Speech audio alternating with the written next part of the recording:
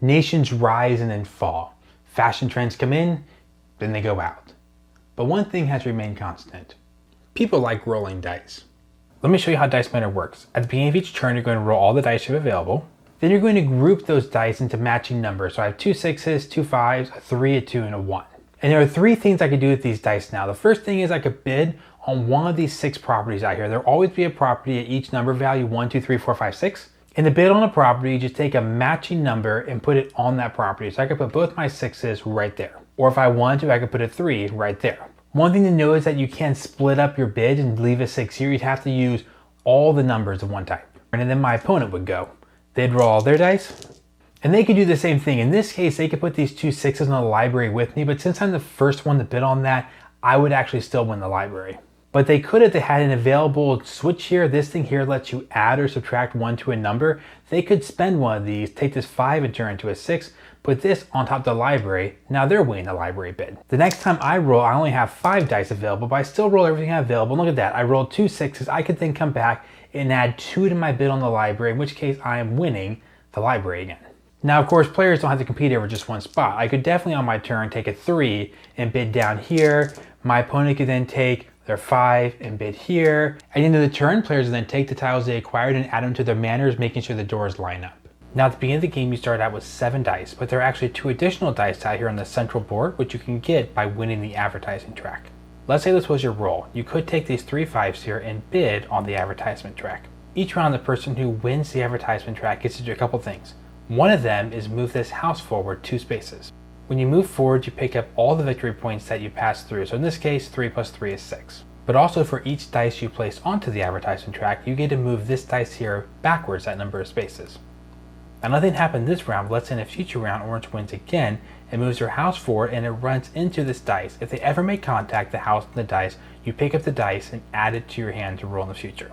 The third thing players can do is score points by placing dice into their manor. In this case, let's take these 3 1s here and place all 3 of them into our manor. 1 in the front door, 1 in this room here, the kitchen, which has a 1 on it, and also the final room to the right here, which also has a 1 on it. I love how Dice Manor really uses dice in such an interesting way. You're going to start out by rolling all 7 dice, and then on your turn, assign a couple of those. All the other players do the same thing. On your next turn, you're going to hit the dice you have left. Let's say maybe you have 5 left, you assign 2 the first time. You're going to roll those, then pick another number. Maybe you'll pick your 2s and do something with them.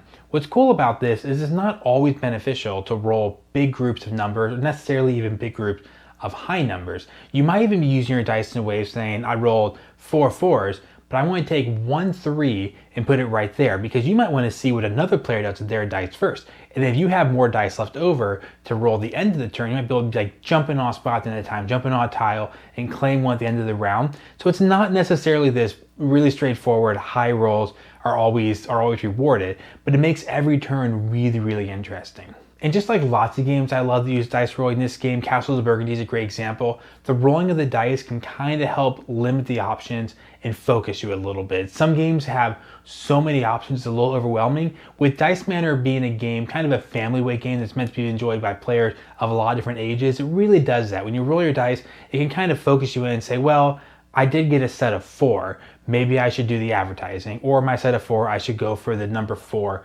tile right there. Well, those are my 2 main things I might want to do with my 4. Or maybe in my manor, I have a row of 2 2s or 3 2s, and I roll 3 2s. I'm like, okay, that's probably why I should do it that. Or I should use one of my adjustment things that can take a number up or down by 1, or re-roll your whole hand. But maybe I should use an adjustment and adjust the die to get to where I want to go. Again, using that dice rolling kind of mechanism where it limits your options a little bit more, where you have to roll and then see what you're going to do with those dice. Now, since there is bidding, let's talk about that for a second. The bidding is really fun. It's actually the best part about the game so far. I've had the most fun is getting to a contest with one of the other players where you really want this tile. Maybe the tile is perfect for you. It's the right number for your tour chain. It also gives you a symbol you need to get endgame score. It's also the right color you want. It does everything you want, and you really want that tile. So you're like, okay, do I put like 1 6 on there, or do I just go ahead and adjust this and make it 2 6s? So if they want to beat me out, they have to put 3 6s on there, and all of a sudden they do. So on your turn, you roll, you're like, cool, I rolled 2 more 6s, I'm going to beat you out. You know you're kind of hurting yourselves in the long run because you're both committing so much to one tile, but it is by far the most fun thing in the game. Is that it does a good job of fostering kind of like that, those bidding wars. And it's kind of thematic, right? It's a game, it's about giving tours of a house, but it kind of feels like you're bidding on something, you're bidding on property. You're like, I really need that room. I'm going to outbid you. I'm going to outbid you. It's just, and even just like watching it sometimes, it's so fun to watch people bid. Of course, when you're watching, it's even better because you know they're both like committing all their dice to one thing. But just see that back and forth kind of, I want this, I want this, I want this. It's just, the game tries to make that part fun. I think that's maybe the biggest success of this game. I think that's supposed to be the best part of the game. I think it is. The bidding is actually really fun. Again, the way they do it with dice, where it's a little bit of randomness infused in it, but then you also have the options of what you want to do with your dice after you roll them. Or I want to tell you about some cool components here, because I think some of you would be interested in this. Like I said at the beginning, 36 dice. The dice have 4 different colors, which you need for the bidding. Obviously, if I put 3 bid out on the 6, I need to know those are mine. So every player has a unique color. Maybe it's not a big deal to everyone, but it's kind of nice. The colors are a little more unique, you know, black, green, orange, and white. So kind of cool colors. That part's great. It's fun to have big handfuls of dice to roll. This player aid is pretty cool here. I mean, I literally read the rule book, referred to the player aid, and then kind of like checked a couple things in the rule book. And when I taught the game, I was fairly confident teaching it just off the player aid. And everyone has their own player aid. It's so nice, great experience to read a rule book. It all logically makes sense. And then this is all you really need. I could teach this game again tomorrow, and all I would need is just one piece of paper to remind myself of the rules. So nice, and everything is laid out really logically and really, really easy to teach, and also really easy to learn.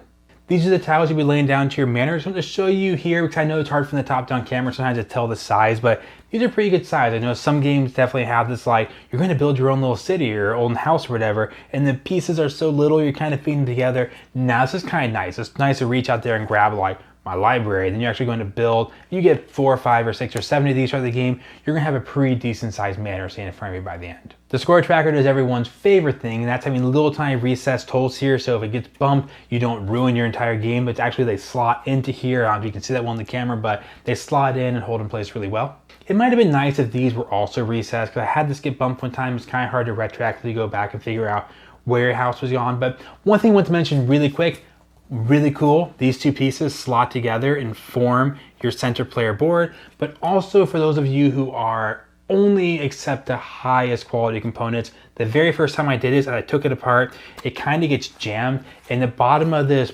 if yours is like mine, will fray pretty quickly and get beat up.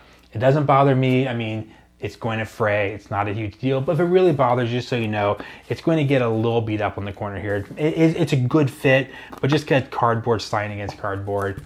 If it bothers you, now you know.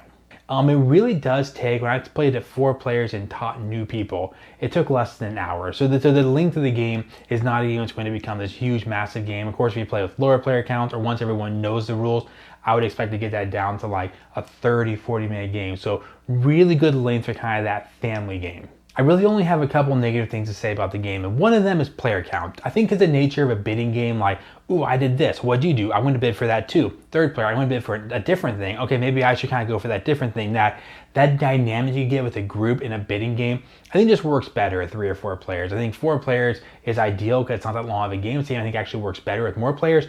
With 2 players, it's just a little less interesting. I just do my turn, then you do your turn. Not saying it's bad, I just think you kind of miss out on some of that interesting dynamic of there's a group of people and we're all bidding on different properties. The other thing that maybe hurts it 2 players is there's no adjustment in the number of tiles that are out there. So in a 4-player game, there are 6 things out there you can grab every turn. Well, that means if you're lucky, you'll get 2. 2 players will get 2. You know, 2 players will get 1, or maybe someone will get 3, then someone will get 1, 1, 1, or someone will get left out. In a 2-player game, there's basically enough tiles out there for everyone to be happy all the time. So maybe you'll pick your spots and surprise someone and take a tile from them in your last turn, which would be a great move, right? Because they're going to miss out on all their tiles and you'll get one this turn. But there's basically enough for everyone to get 3 every turn. Well, that's a lot compared to the other game where you're happy with 2 in a 4-player game and you might only get 1 sometimes. So anyway, just maybe like a little too much. So your board is pretty easy to get tons of tile in. It's very different than a 4-player game where, again, you're really fighting for every tile you can get.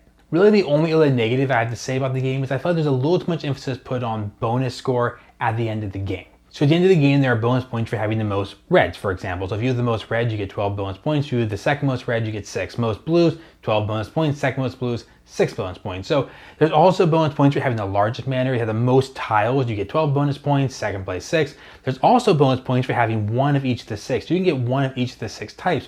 that's 15. Well, all those 3 bonus point conditions are kind of intertwined, right? If you have the most, you also probably gathered a lot of different. If you have the most and a lot different, you probably also have a good chance of winning color majority in some of those things. So in that sense, maybe it's a little less bonus score at the end, and they're not win conditions. You don't have to get one to win, but it's going to be really tough to at least not rank second in a couple of those categories or even win a few of those categories, because that's a lot of points. You could be going for I'm going to build a little manor here and start doing tours right away, but those tours are going to give you 5, 9 points or whatever. At the end of the game, the last tour is worth more, but even still at the end of the game, someone could get 2 color majorities, and they did that by having the most tiles, and boom, 36 points. So again, maybe a little more for me personally. I don't feel like maybe everyone cares about this as much. It reminds me a little bit of Suburbia, if you played Suburbia before, where you can do the best of your city building element of the game. But unless you go for those end game score, if someone gets 2 of the end game scores and their personal goal, that could be 50 points. That's a huge swing. So you sort of are forced to go a little bit for the end game scores. So that being said, this is a pretty lighthearted game, pretty fun. I think it's actually designed that way on purpose, so it's not like just one pure strategy is going to always win out. You might have to go for the tiles a little more than just completely commit to doing your own manor. But again, it's a family weight game. It's meant to people who can jump in here, have a lot of fun. The fun part of the game really is I'm going to bid you up. You didn't see this move coming. I'm going to spend 2 adjustments and I'm going to make 5 5s and take that 5 that everyone else has been bidding on this 5. I'm going to come in here at the end of the turn. When everyone wants to start using all their dice, surprise. That's the kind of thing that makes this game fun. The actual doing of the 4 turns, I had a blast doing. So again, end game score aside, this game it's a lot of fun. Let me know down below if you have any questions at all. Be sure to get back to you. Or if you've played before and what your thoughts on the game is. I'd love to hear that. It's definitely a game that's going to keep you around.